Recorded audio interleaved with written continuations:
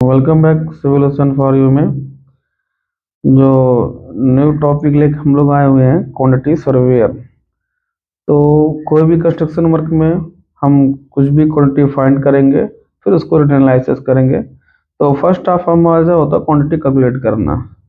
तो quantity calculate करने के लिए हमको क्या क्या स्किल होना चाहिए, क्या क्या आपका नॉलेज होना चाहिए, हमको कॉस्ट एस्टिमेट कैसे निकालते हैं, तो वो सब इसमें टॉपिक में हम बताएंगे आपको।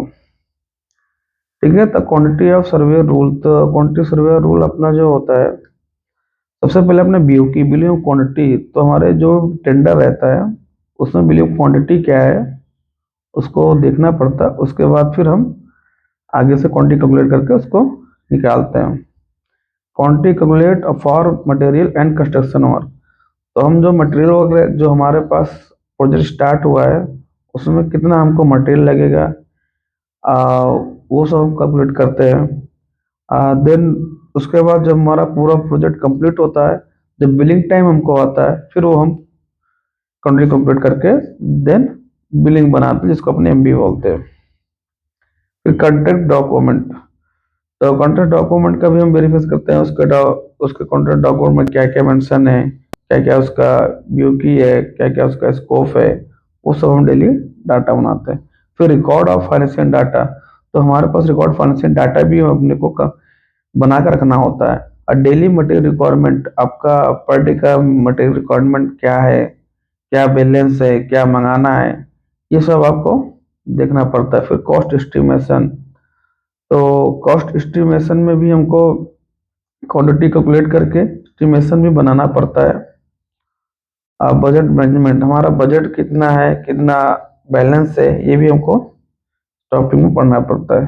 तो कॉस्ट एस्टिमेशन जैसे हम आगे cost estimate for material and labour. तुम्हारा पर डे का लेबर आ रहा है कितना, कितना आउटपुट वर्क मिल रहा है, कितना नहीं मिल रहा है, वो सब भी हम पर डे चेक करेंगे। अब पर डे एक्सपेंस कैलकुलेट, हमारा जितना भी एक दिन का प्रोजेक्ट कंप्लीट हुआ या एक दिन में कितना वर्क हुआ, तो उसका पर डे का कितना हमारा एक्सपेंस गया है, वो भी हमको अपने पास मेंशन रखना पड़ता है। Per day total quantity of find out work then calculate expense. तो हमारा जो भी एक दिन में कितना क्वांटिटी वर्क होता है और उसका एक्सपेंस कितना हुआ, वो भी चेक करना पड़ता है। Completed work and pending work, हमको कंप्लीटेड वर्क भी कितना हमारा एक दिन में हुआ, कितना हमारा पेंडिंग है, वो सिर्फ हम एक शीट में अपडेट करते हैं। फिर डेली अपडेट मटेरियल, और डेली अपडेट मटेरियल भी रखना पड़ता है, रिक्वायरमेंट मटेरियल रखना पड़ता है, और नेक्स्ट प्लानिंग भी करना पड़ता है। तो कहने का मतलब हमारा जो क्वांटिटी सर्वेयर होता है, क्वांटिटी सर्वेयर में हमको एक एक ऐसा इंजीनियर होना चाहिए जो हर प्रोजेक्ट को मॉनिटर करके नेक्स्ट में लेके जाए। इस क्वांटिटी ऑफ सर्वे रूल जो हमारा आपको क्वांटिटी सर्वे रूल हो गया, आपका कॉस्ट एस्टिमेशन हो गया। ठीक है।